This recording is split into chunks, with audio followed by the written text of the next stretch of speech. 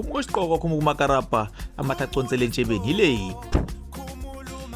We are embarking on our journey to Inanda Dam. As you can see, we are just nearby here.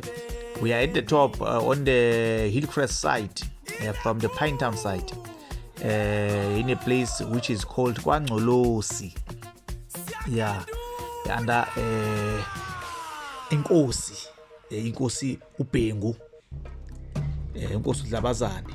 So now this dam is between amakhosi amathathu, which is the Bhengu side, which is the side which we are in at this moment, and then over there, as you can see, there is Amaqadi, which Inkosi uNgcobo on that side, and then on the left hand side we have Inkosi uGwala, where we say it's Semapepeteni. Yeah, now as we are on this place, we can see we are looking from the top. Yeah, a little bit of the top, because now we are on a mountain. There is a place here. When you look there, you can see that there is a place which is called Ebuhleni, which is Ebuhleni village, where the Shembe people go and attend their July. They stay there for a month while they are worshipping. Yeah, so it is a very famous church, Amanazareta, which is under the leadership of Unyazi Lwezulu.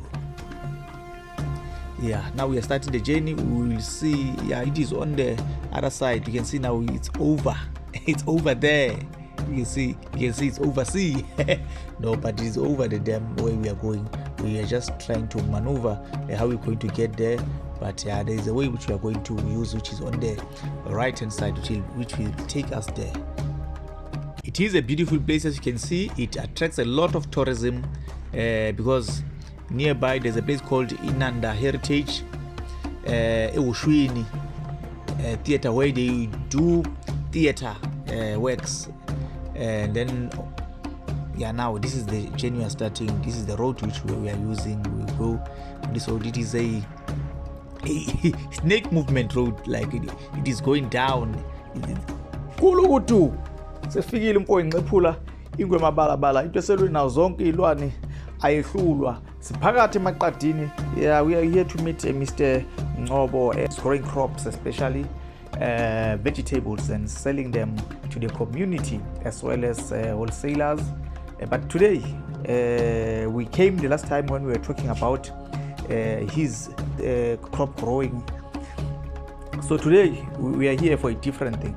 We are talking about the dangers which he is facing when he's plowing here, and dangers he's facing when he's here, because he's here on a day-to-day basis. So now we want to know about some of the incidents which have been taking place on this dam, because we've heard that there are many things which have been happening here, including Umkhonto weSizwe military veteran Comrade Sticks, who his life was ended here in 2013 after stopping Helen Zille from going to Nkandla.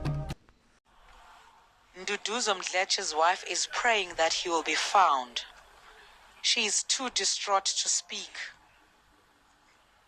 Here you see Mdletshe in November trying to prevent the DA from marching to President Jacob Zuma's Nkandla home. Rescuers are still searching the waters of Inanda Dam, where he went missing. But they say it's not an easy job. This terrain is very treacherous at the moment. They went down this morning at about 20 meters and found a lot of tree and debris at the bottom of the dam. So obviously very dangerous for the divers. Friends who are with Mdletshe are shocked at the turn of events. I saw everything happening. There is no hope that he might come out of the place alive. I have lost that, and I can't raise other people's expectation. Mdletshe's family say they are now pinning their hopes on God. The whole family is distraught. This is my brother's son. Nduduzo has survived a lot of bad things, but to think that he could be killed by water made me cry. His family and friends say they will not leave the dam until his body is found. Those are some of the things which have been happening here. Recently, we had an incident where a guy who was fishing here, and then he went missing in this dam. So these are some of the things which we are going to talk about today, as well as some his experiences which are happening here on his garden when he's working, because you heard that there are some of the big snakes which are roaming around here. He even regards them as his friends now. Yeah, some of those things which we want to know today. Sifikile sigalelekile siphakathi sibona bamapholo bamashiya amahle ngathi azoshumayela. Ngiyanibingelela wemphakathi wami lapha ngikhona entabeni nentaba. Hayi kuba umngcoko nje impela okhona la emaqadini. Owaqala nje kulima la ngo2015 kwaku 25 June. Ngizama nami ngibulalela lehlathi. Abanye abalazi kulala ingakanani. Wona ngabona ukuthi akube khona engikwenzayo kulo 2015 ngangangeni ngisho empeshenini ngazi ukuthi akube khona engikwenzayo ngiyaqame ngingena kwimpesheni ngivele kukhona umzamo enginawo ungathi ngene empeshenini sengilokhu njalo ngiphatha ukugula nestress ukuthi angazi ngizokwenza lokho imali incane ukuthi ngifithe umndeni wami ngibona ngiright konke engikwenza la ngibona kuyimpumela ngoba umndeni wami awukhali ngalutho uyafiteka plus nemali empesheni nale ngibona kuhlangana ngibona ukuthi nawe la ukhona ungazofikelwe yinkinga uthola ukuthi angabe nawe khona ukuzamayo kwindlela leyo ukuthi kuyazanyiswana mawufuna futhi nawe usizo ungeze uzoncela nje ikhona indlela ongancela ngayo futhi ungasizakala ngoba ngeke kusizeka lutho emabhizinisini umona ufunakala ukuthi kuphela into engisuke ngizama nawe futhi ufanele usondele ubuze ukuthi wazama kanjani ngizokutshena nawe uqhubeke wenze lokho ebengikwenza kunankinga kusetshenzwe kuye phambili ukuze sikwazi ukuthi sifite ingane zethu sifite nomphakathi ngoba uyawusiza nomphakathi lokho noma ngathiwa mhlambe aliyeziwe ibhodwe mefika ethi baba ngibekile lutho eziko ngiyakwazi ungena ensimini ngimkhele thambo yopheka mama siphila kanjalo ke la emhlabeni siyancedisana siyasizana siyafihlana amahlazo wethu. Ayi nahlale sibuka impela sibona ithini ingozi ngedamu phela elidamu leli linelokhuza libe negameko eziningi esike sizokhulunywa ngazo ezinye ezithusayo impela khona nje okwakamuva kusanda kwenzeka la kwaminza khona ngicabanga ukuthi ilapha ngaphesheya sondele kuyona ke indawo yesigameko yiyo ke le ndawo lapha ngaphesheya nje mawubuka hamba kahle enkunzi uzashaya umoya Inkomo zami. oh ufuyile awu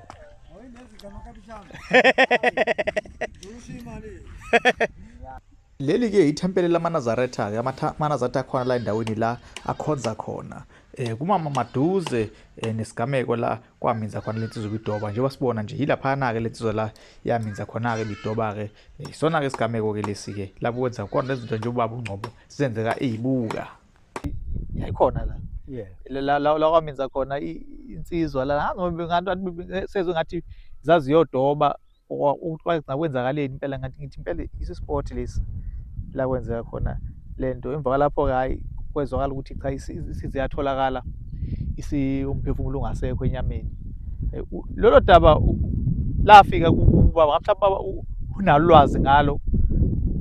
Yebo nginalo ulwazi lalo bhuti lo ngoba ngangisuka khona ensimini ngabo 4 ngambona ebe3 bedoba yena engakadobi kodwa esehlala phansi ngabuza ke ukuthi ngabe bezokwenzani bathi bazodoba la wayesethi nayi kulungile naye ngathi mina ngaze ngikubona udoba wathi naye uthi akaphume naye zodoba kusho ukuthi ke wayisukuma lapho waqala naye kokudoba kwako 4 uthe ngo9 ebusuku kwasimemezela ukuthi usecilile ke la emanzini sabuya ke ebusuku sangamthola ngaze ngabuya ngakusasa ke sesisombheka ngaze ngamthola ngowapha 7 ekuseni ngosuku lesi3 ngoba sathi nalo inkolelo ukuthi kulo 3 days uzobe inyongo siqhumile esekwazi ukuphakama ngoba ama divers angena phansi asethi kona hayi aphelelwe igas sabona ukuthi ushuthi ayambona ushuthi isilwane sabambili shuthi ke leso silwane ke leso inkolelo yami isekutheni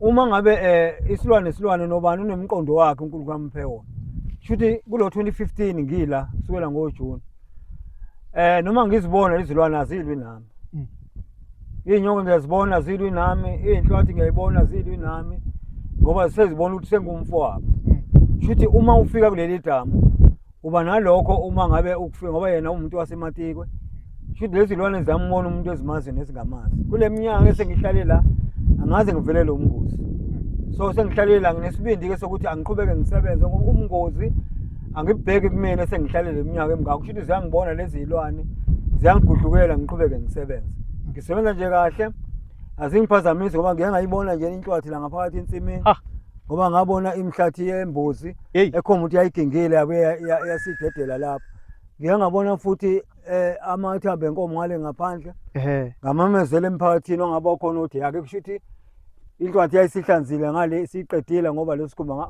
angisibona ngabona sengibona nje amathambo kuphela kusho ukuthi wayeseqedile nje ngoba kuye kuphume ngenhlangothi embambweni so kusho lokho ngeyinkolelo kusho ukuthi lokho ngiyayini ukuthi mina kusho ukuthi ke useqedile usehambile ngase ngibona ke ngoba le nhlwathi ihlukene khona igingayo khona lelwayo leke esifazane kuyona iginga kusho ukuthi iyona iginga leyo nkomo naleyo mbuzi ngaphakathi la ensimini ke ngiyangabona inhlwathi le kuthiwa umonya leke iyona esilisa ejahanayo ayizange ke yangijaha ngoba ngiyibona ngaleso sikhathi into engabona yenzeka kwafika uGanaganda wayongiklinela la ngaphakathi into ngathi uzibakwenza abamasipala bathi bacela ungiklinela la ngaphakathi kanti bazongibulala le nhlwathi engaphakathi yagcotshwa wona uGanaganda yafa ngase ngiyithola ke mina ngakusasa isifile ngayithatha ke ngayihlinza yayiginge nje leyo maselesele nalowo magundane kuphela kusho ukuthi yilokho nje ngabona umngozi engangizoba kubona kodwa futhi ngamandla kaNkulunkulu angenza ngalutho ngoba ngifica isifile ngayithatha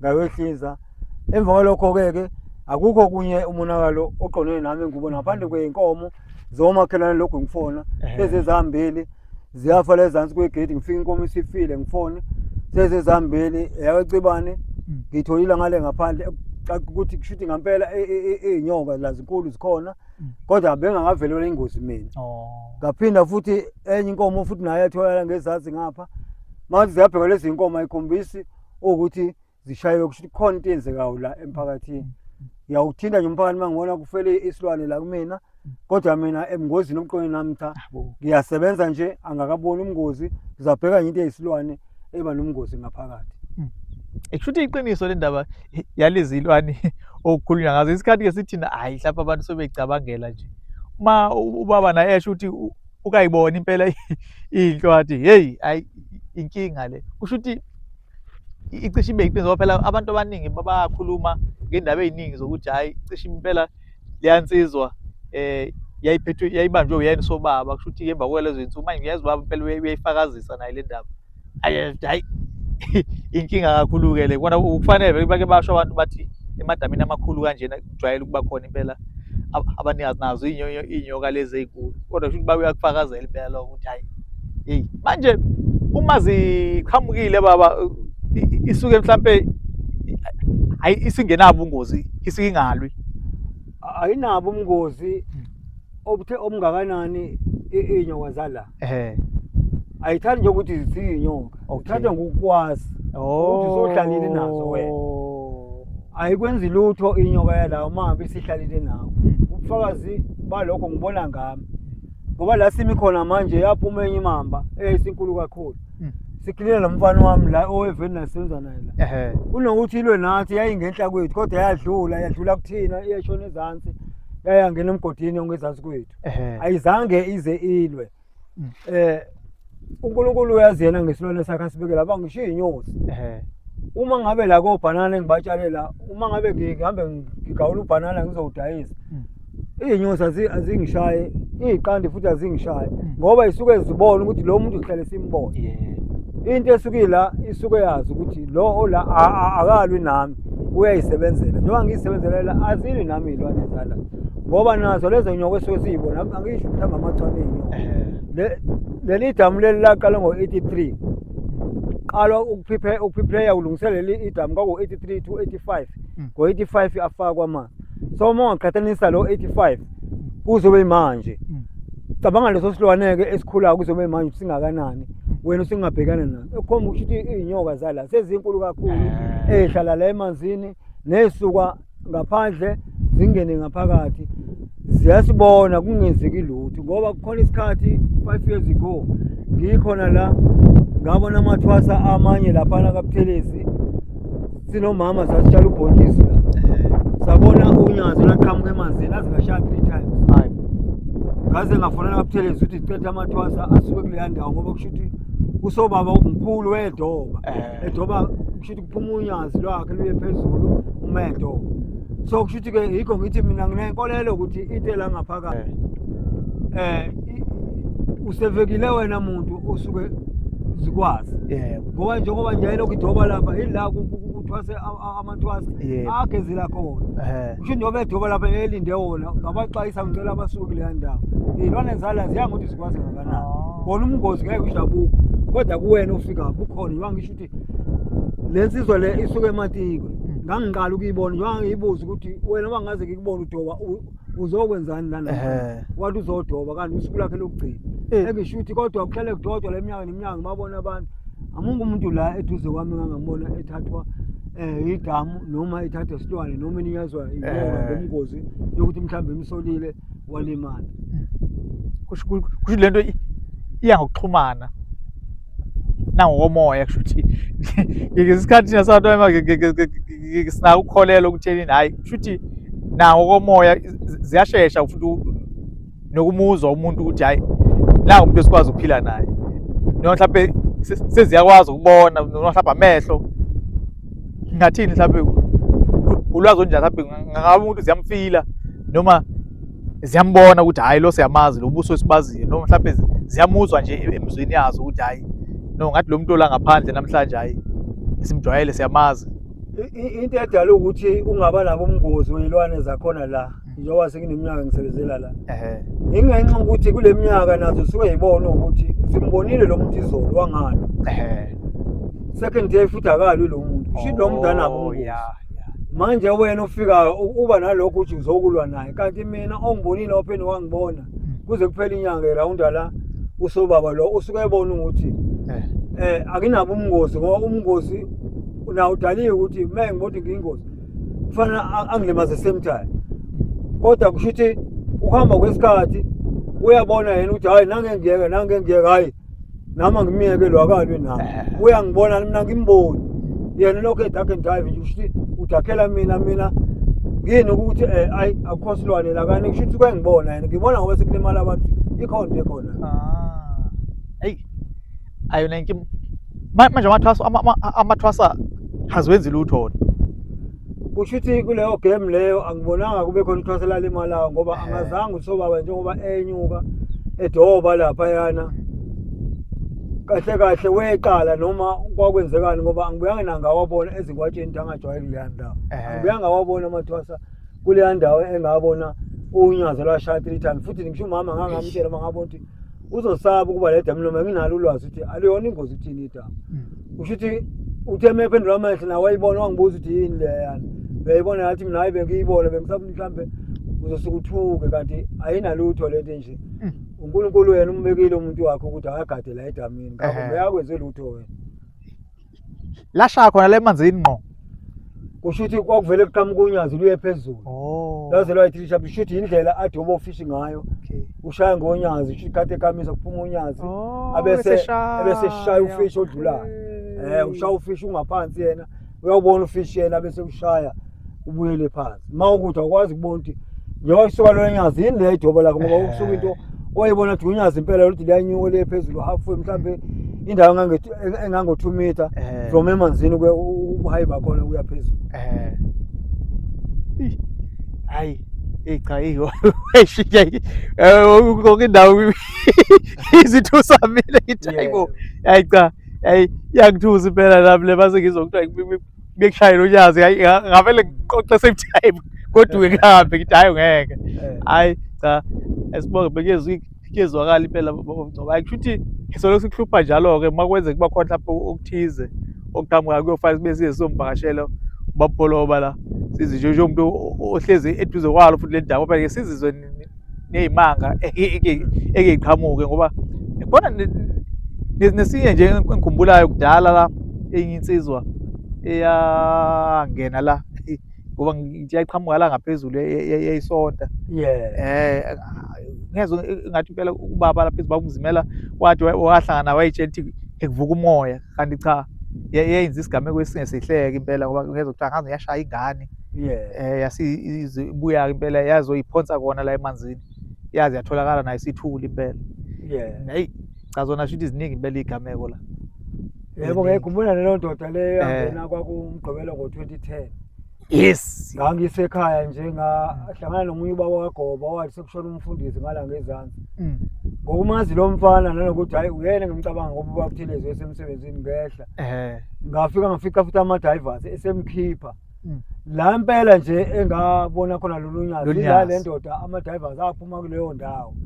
Amkhipha lapho la ngabona futhi unyazi leminyaka edlule.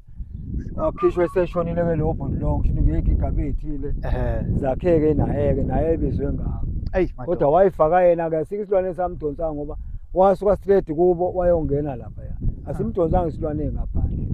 No, wavele wayongena zabe yebo.